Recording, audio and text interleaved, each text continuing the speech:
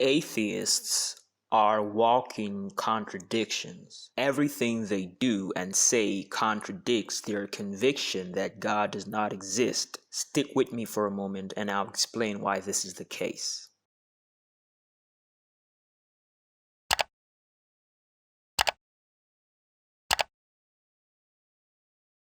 First, we should note that atheists do not believe that there is a sovereign God who created and sustains the universe. On their view, the world is irrational in the sense that there is no rational will ultimately responsible for the events that occur in history. In other words, there is no rational plan according to which the events of history proceed. The world we experience was not predetermined or preconceived. The implication of this is that every fact that is instantiated, every event that occurs, is new. New in the sense that it exists for the very first time. If there were a rational, exhaustive plan that preceded the facts of the world, then they would not be new since they would exist first and foremost as part of this exhaustive plan, even before they are actualized in the temporal realm. But that cannot be the case given atheism, so every fact is new. And if every fact is new, it follows that every fact is a brute fact. It is a brute fact in the sense that it is isolated from every other fact. It is isolated from every other fact because there is nothing that relates it to any other fact. Its actuality is a unique phenomenon that has no place in a larger plan or system. The atheist believes that the world is composed of facts of this nature. It is this irrational world the atheists believe we live in.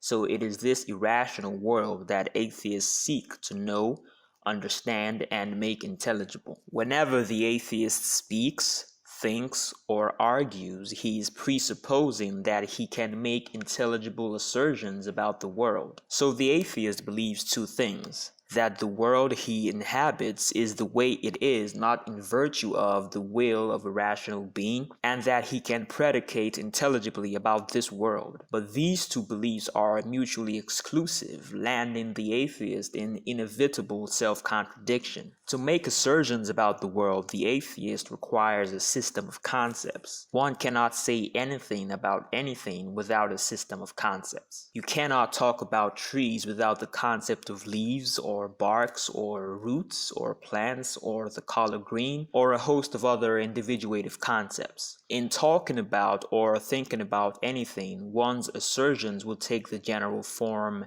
X is Y, where X is the particular thing being talked about and Y is some concept. So a system of concepts is required to talk about or think about the world. But concepts are peculiar in that they are timeless and therefore not subject to change. The concept of the color red, for example, applies to the red car that was produced years ago and also to every red thing that will exist in the future. So concepts transcend time, space, and change. If the atheist claims to use his timeless system of concepts to talk about the world, which, as we have noted already, is filled with brute facts, then he is virtually claiming to be able to do the impossible, which is to relate facts that are inherently unrelated. If the world is filled with brute facts, then no concepts can apply to them, and consequently no intelligible assertion can be made about them. If a concept applies to a fact,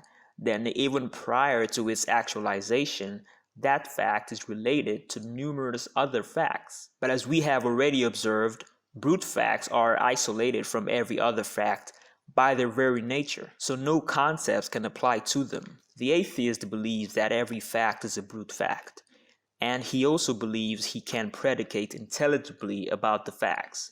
But no intelligible assertion can be made about brute facts. So whenever he predicates, whenever he talks about the world he experiences, the atheist is contradicting his own suppositions. It is this supposition of the non-existence of God that gave rise to the idea of brute facts. If the atheist were consistent, he would be unable to speak intelligibly about anything. He cannot avoid this, however, and as such, he cannot avoid contradicting himself anytime he speaks or thinks. I will end this by quoting a passage from Van Til's writings which perfectly summarizes what has been argued here. Quote, on the assumptions of the natural man, logic is a timeless, impersonal principle, and facts are controlled by chance. It is by means of universal, timeless principles of logic that the natural man must, on his assumptions, seek to make intelligible assertions about the world of reality or chance. But this cannot be done without falling into self-contradiction. About chance, no manner of assertion can be made. In its very idea, it is the irrational. And how are rational assertions to be made about the irrational? If they are to be made, then it must be because the irrational is itself wholly reduced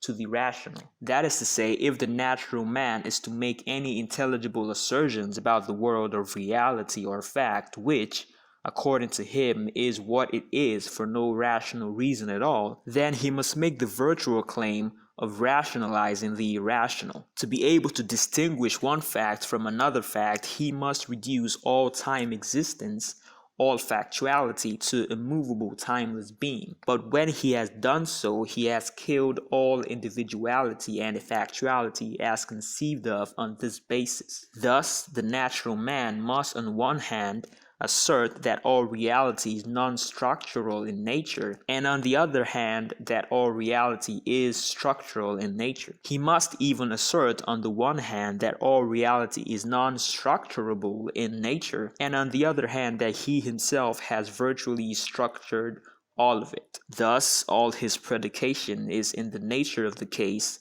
self-contradictory. End quote.